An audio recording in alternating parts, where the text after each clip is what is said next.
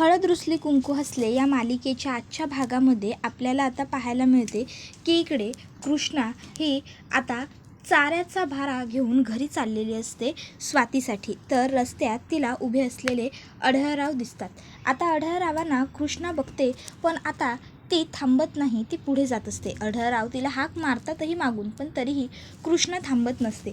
मग अढळराव मागून म्हणतात, काय ग पोरी, आता बापाच्या आवाजाने पण थांबणार नाही आहेस का तू? त्यावेळी मग मात्र आता कृष्णाचा नाईलाज होतो आणि कृष्णाला थांबण्याशिवाय पर्याय नसतो. मग कृष्ण लगेचच थांबते, डोक्यावरचा चाऱ्याचा भारा मागे फेकते आणि अढळरावांच्या समोर येऊन उभी राहते. त्यावर लगेचच अढळराव हे कृष्णाला सांगत असतात, हे बघ पोरी, अगं तो दुष्यंत तुझ्यासाठी काय काय करायलाय ते बघायलाच नवं. मग आता माफ करून टाक त्याला. अगं तुझ्यासाठी शेतात राबायलाय, मातीत हात घालायलाय, अजून न जाणू काय काय करायलाय. अगं एवढं आजपावतर त्यानं कुणासाठी बी केलेलं नाही, तुझ्यासाठी करायलाय. हे एवढं समजा तो करायलाय म्हणून मी तुला त्याला माफ कर असं नाही बोलत आहे, तर त्याचं तुझ्यावर लई प्रेम आहे म्हणून त्याला माफ कर असं माझं म्हणणं आहे. करून टाक की गं पोरी त्याला माफ. हां, असा किती वेळ तू त्याच्यावर राग धरून बसणार आहेस? त्यावर कृष्णा अढळरावांना सांगते, आबा म्या तुमच्याजवळ रिक्वेस्ट करतो, दुष्यंत सरकारसनी हे समजा थांबवायला सांगा. त्यावर अढळराव म्हणतात, अगं कृष्णे, पर त्याचं तुझ्यावर असलेलं प्रेम खरं आहे, मग तरी बी का त्याला माफ नाही करत आहेस तू पोरी? त्यावर कृष्णा म्हणते, नाही आबा, नाही जमणार आता मला, मी नाही माफ करू शकत दुष्यंत सरकारांना, आम्ही आता वेगळे होण्यातच भलं आहे. तर दुसऱ्या बाजूला दुष्यंत म्हणत असतो, अगं आई असं काय करतेस? मी आणि कृष्ण आम्ही कधीच नाही वेगळे होऊ शकत, आम्ही आयुष्यभर एकत्र राहू. आणि मी कृष्णाला म्हणून समजावून पुन्हा एकदा रांगडे पाटलांच्या घरी घेऊन येणार म्हणजे येणारच, आणि जोपर्यंत मी कृष्णाला नाही आणणार तोवर मी घरी नाही येणार. त्यावर बाळजाबाई म्हणतात, अरे पर या समध्याची काय गरज आहे दुष्यंता, तुला कळत का नाही आहे? अरे जर ती सवतावून ह्या समध्यापासून लांब गेल्या तर? त्याबरोबर दुष्यंत म्हणतो, आई तुला माहिती आहे हा चारा मी आत्ता कुणासाठी घेऊन चाललो आहे? स्वातीसाठी. अगं ज्या मुलीच्या रागामुळे सुद्धा माझ्या हातून पुण्य घडतंय, ती मुलगी जर माझ्या आयुष्यात पुन्हा एकदा प्रेमाने परत आली तर विचार कर ना, माझ्या आयुष्यात सगळं किती चांगलं घडेल ते. आई, अगं कृष्णावर माझं खरोखर प्रेम आहे आणि मी कृष्णाला घरी परत घेऊन येणार. त्यासाठी आता मला काहीही करावं लागलं ना तरीसुद्धा माझी तयारी आहे. अगदी मला घरी यायला नाही मिळालं तरीही चालेल, आणि जोवर मी आता कृष्णाला खरोखर घेत नाही ना तोवर मी घरी येणार नाहीच आहे. त्यामुळे आता तू माझी काळजी करू नकोस, तू माझा विचार फार करू नकोस. तर दुसऱ्या बाजूला आता अढळराव हे कृष्णाला सांगत असतात, हे बघ पोरी, ह्या समध्यात एक गोष्ट कायमस्वरूपी ध्यानात ठेव, आणि ती म्हणजे ताणलं की तुटतं, आणि म्हणून मी तुला समजवायलो, ताणू नगस. त्यावर कृष्ण म्हणते, आबा हे बघा, म्या तुम्हासनी सांगायलो नव्हं, मला नाही जमायचं. तर दुसऱ्या बाजूला दुष्यंत सांगत असतो, आई आमचं नातं इतकं तकलादू नाही आहे की ते इतकं सहज तुटेल. त्यावर बाळजाबाई म्हणत असतात की अरे पर हे समज तुला करायचंच कशा पाहिजे दुष्यंत, तुला काय गरज आहे एवढं समज करायची? त्यावर दुष्यंत म्हणतो, कारण आई मला दुसरा अढळराव रांगडे पाटील बनायचं नाही आहे, मला माझा संसार पुढे न्यायचा आहे, मला माझ्या बायकोला सुख द्यायचं आहे, मला आयुष्यात तिला आनंद द्यायचा आहे, संसार सुखाने करायचा आहे, तिच्यावर भरभरून प्रेम करायचं आहे, आणि यासाठी मी हे सगळं करतो आहे, समजलं ना? आणि आई माझं कृष्णावर खरोखर खूप प्रेम आहे गं, आणि कृष्णाचंही माझ्यावर आहे. आणि म्हणतात ना, प्रेमात काहीही माणूस करू शकतो, प्रेमात कितीही त्रास झाला तरी तो सहन करायचा असतो, मग मलासुद्धा एवढं केलंच पाहिजे की. आई कृष्णासाठी मी काहीही करू शकतो, मग या त्रासाचं काय? हे सगळं तर काहीच नाही आहे माझ्यासाठी, कृष्णाच्या लेखी, खरंच प्लीज आई. आणि आता तू माझी काळजी करणंसुद्धा सोडून दे, उगाचच्या उगाच तू काळजी करत बसू नकोस. मी लवकरच कृष्णाला घेऊन आपल्या घरी परत येईन, हा माझा शब्द आहे. मला आशीर्वाद हवा आहे, फक्त तुझा आशीर्वाद दे. बाळजाबाईंच्या पायावर आता तो वागतो, बाळजाबाई त्याच्या डोक्यावरती हात ठेवतात. दुष्यंत मग भारा पुन्हा उचलतो आणि निघून जातो. बाळजाबाई म्हणत असतात, दुष्यंता, ह्या तुझ्या इच्छेमध्ये तुला कधी बी यश येऊ नये हीच माझी प्रार्थना आहे बघ, आणि ह्योच माझा आशीर्वाद आहे, आणि ह्यो माझा आशीर्वाद तुला फळायलाच पाहिजे. काय बी झालं तरी कृष्णा पुन्यांदा घरला येता कामा नये. तर दुसऱ्या बाजूला आता इकडे जयकांतने पूजासाठी गजरा आणलेला असतो. आता जयकांत हा पूजाला सांगत असतो, हे बघा मॅडम, आपल्याला त्या शायऱ्या बिऱ्या करायला काही जमत नाही, म्हणून आपण प्रेमाची निशाणी म्हणून तुमच्यासाठी ह्यो गजरा आणलाय, त्याबरोबर पूजा म्हणते गजरा माझ्यासाठी. त्यावर जयकांत म्हणतो हो गजरा. हे बघा पूजा मॅडम, माझं तुमच्यावर लई प्रेम आहे, म्या तुमचा लगेच व्हायला तयार आहे. त्याबरोबर पूजा तो गजरा चुरगळते आणि हाऊ डेअर यू, तुझी हिंमत कशी झाली गजरा आणण्याची? त्या दिवशी घरामध्ये एवढं रामायण झालं ते बघितलं नाहीस का, असं विचारते. त्याबरोबर जयकांत म्हणतो ओ पूजा मॅडम, ह्यो साळसूतपणाचा आव आहे ना, आमच्यासमोर नाही आणायचा. आणि बास, आम्हाला जेवढं प्रेमानं बोलता येत होतं तेवढं प्रेमानं आम्ही बोलून झालं आहे. आता चुरलेला तर चुरलेला, पण ह्यो गजरा घ्यायचा. गजरा कामी नाही आला म्हणून काय झालं, फुलं तर कामी येतीलच. काय कळायलं आहे ना व तुम्हासनी आम्हाला काय म्हणायचं आहे ते? एक गोष्ट ध्यानात ठेवायची, आम्ही दिलेल्या प्रस्तावाचा अतिप्रचंड वेगानं विचार करायचा आणि जो निर्णय असेल तो आम्हाला कळवायचा. समजलं ना व? पूजाला मात्र जयकांत जे काही बोलत असतो ते सगळं पटतही नसतं आणि पूजाला जयकांतचा राग येत असतो. पण आता सध्या शांत राहण्यावाचून पूजाकडे पर्याय नसतो. तर जयकांत हा मात्र आता पूजाला सांगत असतो की बघा, तुम्हासनी पर्याय नाही आहे दुसरा. असं दारात आलेल्या लक्ष्मीला लाथाडू नये. तर दुसऱ्या बाजूला आता स्वाती हंबरडत असते. इतक्यात त्या ठिकाणी कृष्णा येते. कृष्णा म्हणते व्हय व्हय आलो आलो, थांब द्यायलोय तुला पाणी. आणि मग कृष्णा आता पाण्याची भरलेली बादली नेते स्वातीसमोर ठेवते. स्वाती आता पाणी पित नसते, ती आणखीन मोठ्याने हंबरडायला लागते. त्यावर कृष्णा म्हणते ए स्वाते, काय चाललंय तुझं? आधीच एकतर ते दुष्यंत सरकार माझं ऐकणं झालेत आणि त्यांना आता जोडीला तू पण आहेस होय. ए स्वाते, अगं असं काय करायलास? पी की मुकाट्यानं पाणी. स्वाते, पी मुकाट्यानं पाणी म्हणलं नवं, पी. त्याबरोबर मग मात्र बिचारी स्वाती गुपचूप मुकाट्याने पाणी प्यायला सुरुवात करते. त्याबरोबर कृष्णा म्हणत असते दुष्यंत सरकारसनी कसं समजवू, मला काय बी समजणं झालंय. म्या त्यासनी एवढं सांगायला लागले घरला जावा घरला जावा घरला जावा, पण ते माझं काय ऐकून घ्यायला तयारच नाहीत. स्वाते, काय करू ग? दुष्यंत सरकारसनी. इतक्यात दुष्यंत तिकडे ओरडतच येतो, कारभारीन बाई, ओ कारभारीन बाई, अच्छा इथं आहे होय तुम्ही, अहो दिसलंच नाही मला मगापासनं. बरं ते समजा जाऊन द्या. मी काय म्हणतो बघा की मस्त चारा आणलाय मी स्वातीसाठी. बरं आता तुम्ही माझ्यासाठी जरा वाईच भक्कड चहा घेऊन या की. आणि होय, साखर टाकताना मात्र जरा बेताना हा, नाही म्हणजे तुमच्या हाताना आधीच चहा गोड होतो, त्यात साखर म्हणल्यावर. त्याबरोबर लगेचच कृष्णा म्हणते काय चाललंय तुमचं? त्यावर दुष्यंत म्हणतो अहो काय चाललंय काय, आता भूक लागल्या म्हणून चहा मागायलोय. कृष्णा म्हणते हे बघा दुष्यंत सरकार, उगाच ना तुम्ही माझं डोकं फिरवू नका, तुम्ही आता निघा इकडनं, मी सांगायलो ना व जा. दुष्यंत म्हणतो नाही जाणार. कृष्णा म्हणते जा. दुष्यंत म्हणतो नाही जाणार. कृष्णा म्हणते जा ओ भुंगाट पाहुणं, का सांगून कळना झालंय तुम्हासनी? मी म्हणायलो ना व नगा थांबू इथं, नगा थांबू इथं, नगा थांबू इथं, मला नाही यायचं तुमच्याबरोबर. तर त्याबरोबर मग दुष्यंत लगेचच इकडे स्वातीला म्हणतो स्वाते, बघितलंस का गं, आज कितीतरी दिवसांनी आपल्या माणसानं प्रेमानं हाक मारली असं वाटायलंय. बुंगाट पाहुणं, वा वा वा, किती दिवसांनी ह्यो सबूत माझ्या कानावर पडलाय म्हणायचा. वा, भारी वाटलं एकदम ह्यो सबूत ऐकून. काय स्वाते, तुला पण वाटलं ना ग भारी? मला तर लईच भारी वाटायलंय बघ. त्याबरोबर आता कृष्णा दुष्यंतला म्हणते हे बघा दुष्यंत सरकार, उगाचच्या उगाच तुम्ही येळ वाया घालू नका असं तुमचा, तुम्ही जावा की. पण दुष्यंत म्हणतो कृष्णा हे बघ, मी तुला घेतल्याशिवाय इथनं कुठं पण जाणार नाही आहे. मग तू काहीही केलंस तरी मला काहीच फरक पडत नाही, पण तुला घेतल्याशिवाय मी जाणं शक्य नाही आहे. त्यामुळे तुला माझ्याबरोबर यावंच लागणार आहे, लक्षात ठेव आता. त्याबरोबर कृष्णा म्हणते मी म्हटलं ना मी नाही येणार तर मी नाहीच येणार. दुष्यंत म्हणतो पण मी सुद्धा सांगितलं ना की तुला घेतल्याशिवाय मी सुद्धा कुठे नाही जाणार तर कुठे नाही जाणार. बघ, मी तुला घेतल्याशिवाय जाणार नाही म्हणजे नाही. कृष्णा म्हणते मी तुमच्याबरोबर येणार नाही म्हणजे नाही.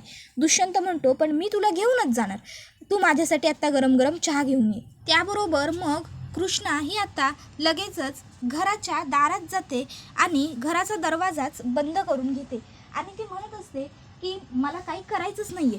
त्याबरोबर मग दुष्यंत स्वातीला विचारतो काय गं स्वाते, जाईल ना कृष्णेचं राग? काय आमच्या कारभारीणबाई माफ करतील ना वा आम्हाला? त्यावर स्वाती हंबरडा फोडून होकार दर्शवते. त्याबरोबर स्वातीने दर्शवलेला होकार बघून दुष्यंतला आनंद वाटतो. दुष्यंत म्हणतो मग शेवटी कारभारीणबाईंचा राग घालिवल्या बिगर म्या काही गप बसत नसतोय. कारभारीणबाई तुमचा राग म्या घालिवणारच. आता दुष्यंत थोड्या वेळाने गप बसतो. कृष्णाला वाटतं अरे आवाज यायचा बंद झाला म्हणजे दुष्यंत सरकार गेले वाटतं घरला. बरं झालं, तसं बी दिसभर शेतात काम करून दमले असत्याल म्हणून थकून भागून कंटाळून निघून गेले असतील. तसं असेल नवं तर बरंच झालं. एकदाचं दुष्यंत सरकारांना घरी जायची बुद्धी दिलीस देवी आई, बरं केलंस बाई तू. त्याबरोबर आता पुन्हा दरवाजा ठोठावण्याचा आवाज येतो. कृष्णाला वाटतं दुष्यंत सरकारच आहेत का काय. मग कृष्णा खिडकीतून डोकावण्याचा खूप प्रयत्न करते, पण तिला खिडकीतून काहीच दिसत नसतं. मग नाईलाजाने ती दरवाजा उघडते, तर समोर एक लहान मुलगी असते. ताई माफ कर ना गं दुष्यंत सरकारसनी, असं म्हणत ती कृष्णाच्या हातात 2 गुलाबाची फुलं देते आणि तिकडनं निघून जाते. मग पुन्हा दरवाजा ठोठावला जातो. कृष्णा परत दरवाजा उघडते, तर परत तिथे एक लहान मुलगाच असतो आणि तो सुद्धा कृष्णाला सेम सांगतो, कृष्णाताई माफ कर ना गं दुष्यंत सरकारसनी. मग कृष्णा म्हणते, अरे हे बघ तू. त्यावर तो पोरगा काय बी न उत्तर देता तिकडनं निघून जातो. मग कृष्णा पुन्हा दरवाजा बंद करून घेते. तोपर्यंत पुन्हा तिसऱ्यांदा दरवाजा ठोठावला जातो.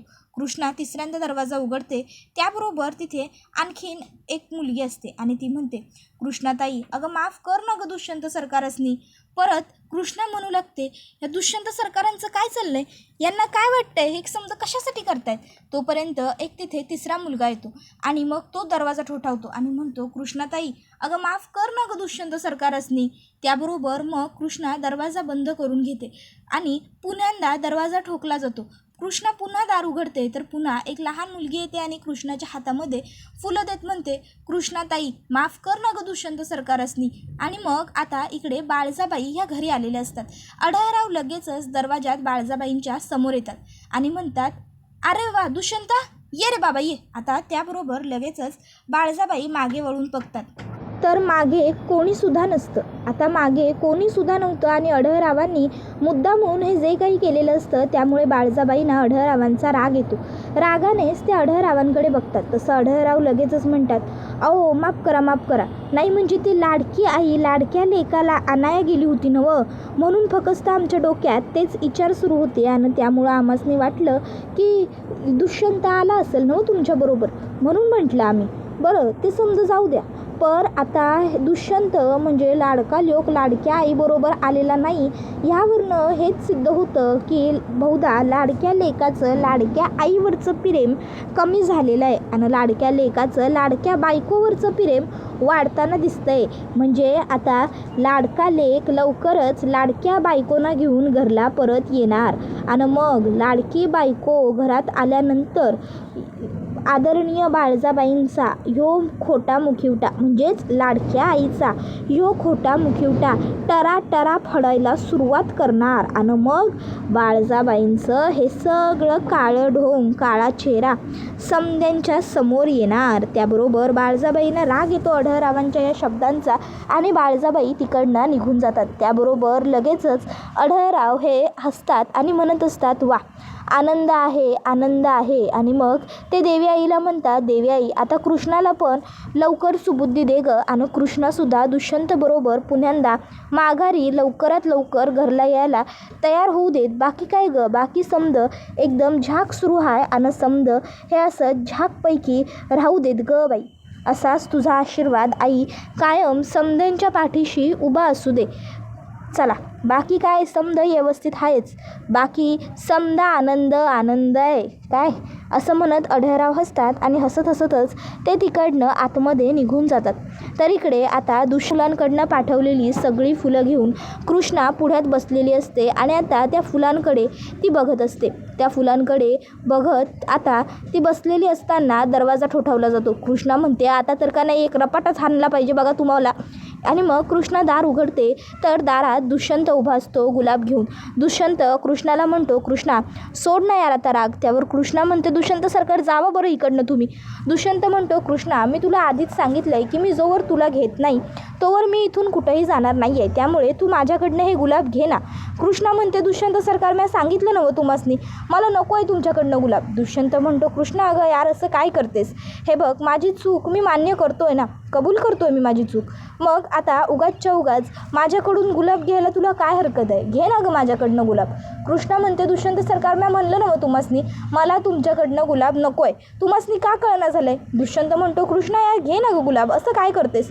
कृष्णा म्हणते दुष्यंत सरकार सांगितलं ना मला नको आहे तुमच्याकडनं गुलाब, जावं बरं तुम्ही इकडनं. दुष्यंत म्हणतो कृष्णा जोवर माझ्या हातून तू गुलाब घेणार नाही ना तोवर मी कुठेही जाणार नाही. कृष्णा म्हणते नको आहे मला, आणि मग ती रागाने ते गुलाब म्हणजे खेचत असते. त्यावेळी आता दुष्यंतच्या हाताला काटा लागतो. त्याबरोबर लगेचच कृष्णा म्हणते अगो काटा लागला होय, बघू बघू. त्यावर दुष्यंत म्हणतो नको राहू दे राहू दे. त्यावेळी कृष्णा म्हणते अहो सॉरी बघू की, आणि मग दुष्यंतचा हात बघते. दुष्यंत खुश होतो. कृष्णा म्हणते दुष्यंत सरकार, ज्याचा जन्मच काट्या कुट्यात होतो नवं त्याला काठी बी फुलं वाटतात, आणि ज्यानं कधी काटं बघितलेलंच नसतात नवं त्याची काळजी वाटते, म्हणून काळजी वाटली मला, समजलं नवं, म्हणून सांगायलोय जावा इकडनं निघून, तुम्हासनी नाही सहन व्हायचं समज. मग कृष्णा दरवाजा बंद करते आणि दुष्यंत बरोबर ती हे जे काही वाईट वागते त्यामुळे तिलासुद्धा वाईट वाटतच असतं की, तिलासुद्धा दुःख होतच असतं. त्यामुळे मग कृष्णा ही तिथे रडत रडत खाली बसते आणि आता ती तशीच रडत असते, कारण तिला खरोखर दुष्यंत बरोबर ती हे जे काही वाईट वागते त्यामुळे दुःख होत असतं. पण बिचारी तोंडातून आवाजही काढत नसते रडताना, तशी शांतपणे ती रडत असते आणि शांत तिथे बसलेली असते. तिच्या मनात विचारांचं काहूर माजलेलं असतं, पण बोलता मात्र तिला कोणाशीच येत नसतं. तर इकडे आता दुष्यंत हा एक चादर घेतो आणि ती चादर आता तो त्या खॉटवरती हतरतो आणि म्हणत असतो काय बाबा साफसफाई करतात की नाही काय माहिती. तर तितक्यात भक्ती घरी येते. भक्ती बघते की कृष्णा अलगद दरवाजा उघडून काहीतरी बाहेर बघते. मग तिचं लक्ष मागे जातं, तर मागे दुष्यंत बसलेला असतो. त्याबरोबर लगेचच भक्ती म्हणते अहो दाजी तुम्ही इथं काय करायला. दुष्यंत म्हणतो आता काय करणार, आमच्या कारभारीन बाई आमच्यावर रुसल्यात नवं, आणि त्या काय आम्हाला घरात बी घेत नाही, मग आम्हासनी इथं दारातच ठाण ठोकावं लागणार, म्हणून मी इथं राहिलो. त्यावर भक्ती म्हणते अहो दाजी पण लोक काय म्हणत्याल. त्यावर दुष्यंत म्हणतो काय बी म्हणू द्या की लोकांसनी, आम्हाला काय करायचं आहे, आम्हासनी आमची बायको महत्त्वाची आहे. आता बायकोच घरात घेणं म्हणल्यावर काय करणार. त्याबरोबर मग भक्ती म्हणते दाजी अहो आम्ही बोलतो कृष्णाबरोबर, मी सांगतो तिला. त्यावर कृष्णा आतून म्हणते नाही घेणार म्या घरात. त्याबरोबर दुष्यंत म्हणतो कोण घरात घेत नाही आणि कोण माझ्याबरोबर घरला परत येत नाही, मी तेच बघतो. जोवर म्या माझ्या कारभारणीला संगत घेत नाही का नाही तोवर म्या इथनं कुठं बी जाणार नाही. मग कृष्णा म्हणते मग तुम्ही इथं आत्ताच काय 4 दिवस जरी बसून राहिलासा का नाही तरी बी म्या तुमच्याबरोबर घरला येणार नाही. त्यावर लगेचच आता दुष्यंत म्हणतो कशा घरला येत नाही त्या आम्ही बी बघतोच की, तुम्हासनी घरला घेऊन गेल्या बिगर आम्ही काही घरला जात नसतोय, काय कारभारीन बाई. आता हे सगळं बघून भक्तीला तर एकदम भारीच वाटत असतं, कारण दुष्यंतचं हे एक दुसरं रूपच तिला पाहायला मिळालेलं असतं. त्याबरोबर आता लगेचच भक्ती म्हणते दाजी म्या बोलतो तिच्याशी, म्या समजवतो. त्यावर दुष्यंत म्हणतो हो जा जरा बघ. तर इकडे लगेच दुष्यंत हा स्वातीला विचारतो काय मग स्वाती काय वाटतं तुला, कृष्णा येईल ना माझ्याबरोबर जरा. त्यावर स्वाती लगेच होकार देते. मग दुष्यंत म्हणतो तुझ्यासाठी मी उद्या हिरवा हिरवा चारा घेऊन येईन. त्यानंतर मग इकडे भक्ती ही लगेचच कृष्णाला म्हणते कृष्णा अगं काय चाललंय तुझं, आणि दाजीसने असं बाहेर कशापायी बसवलंयस तू. अगं ह्या गावात त्यासनी किती मान आहे तुला माहीत आहे ना व, मग ह्या घरचे जावई आहेत ते, तू असं वागवणार आहेस होय त्यांना. त्यावर कृष्णा म्हणते नाही ते ह्या घरचे जावई नाही. त्याबरोबर दुष्यंत लगेचच तिकडे येतो आणि म्हणत असतो काय म्हणालीस. हे बघ कृष्णा विसरू नकोस आपलं लग्न देवा ब्राह्मणाच्या साक्षीने अग्नीला साक्ष धरून झालेलं आहे, आणि त्यामुळे आपण 7 जन्मांसाठी एकमेकांबरोबर बांधलो गेलेलो आहोत. त्यामुळे तू काहीही बोललीस की नाही तरीही हकीकत बदलणार नाही आहे, आणि सत्य हेच आहे की आपण दोघंजणं नवरा बायको आहोत आणि मी ह्या घरचा जावई आहे. ऐकलं असेल ना गं स्वाती तिने. त्यावर स्वाती पुन्हा हंबरडा फोडते. त्याबरोबर इकडे लगेच भक्ती कृष्णाला म्हणते कृष्णे अगं असं काय करायल्यास, बघ की ते समजा तुझ्यासाठी करायलेत नवं हे. त्याबरोबर दुष्यंत हा म्हणत असतो ऐकलं नवं कारभारीन बाई, ऐकलं नसेल तर ऐकून घ्या पुण्यांदी, काय बी झालं तरी म्या इकडनं कुठं बी जात नसतो त्यासनी घेतल्याशिवाय, बस म्या इथं बसून राहणार म्हणजे राहणार. आणि मग दुष्यंत हा कृष्णाला मनवण्यासाठी तिथेच बसून राहतो. तर इकडे आता कृष्णा ही घरात बसलेली असते. त्यानंतर दुष्यंत पूजाला व्हिडिओ कॉलवर सांगतो हे बघ पूजा तुझी तब्येत बरी नव्हती म्हणून मी फक्त तुला माझ्या घरी नेलं होतं, पण माझं तुझ्यावर प्रेम वगैरे खरंच काही नाही आहे. तर इकडे बाळजाबाई पूजाला आणि सावित्रीला सांगतात की सध्या दुष्यंत आणि कृष्णा यांचं नातं खूपच नाजूक आहे, आणि याच नात्याच्या नाजूक प्रसंगात अशी चूक हातून होण्याची शक्यता असते, दुसऱ्याबरोबर जवळीक होण्याचा प्रयत्न होऊ शकतो. कळलं नवं आम्हासनी काय म्हणायचं आहे ते पूजे. त्याबरोबर पूजा होकारार्थी मान डोलावते आणि हा व्हिडिओ इथेच संपू लागतो. इतक्यात पुढे आपण पाहतो की दुष्यंत ह्याने कृष्णाच्या अंगावर खोटा विंचू सोडतो आणि ओरडतो, विंचू. त्याबरोबर कृष्णा लगेचच दुष्यंतला मिठी मारते. दुष्यंत कृष्णाला मिठीत घेतो. इतक्यात लहान मुलं, बंड्या सगळेच तिकडे येतात आणि कृष्णाच्या भोवती गोल गोल नाचू लागतात. कृष्णा डोक्यावर हात मारून घेते आणि हा व्हिडिओ इथेच संपतो. व्हिडिओ आवडला असेल तर व्हिडिओला लाईक करा. चॅनलवर नवीन असाल तर चॅनलला सबस्क्राईब करा आणि बेल आयकॉन आठवणीने प्रेस करा. धन्यवाद.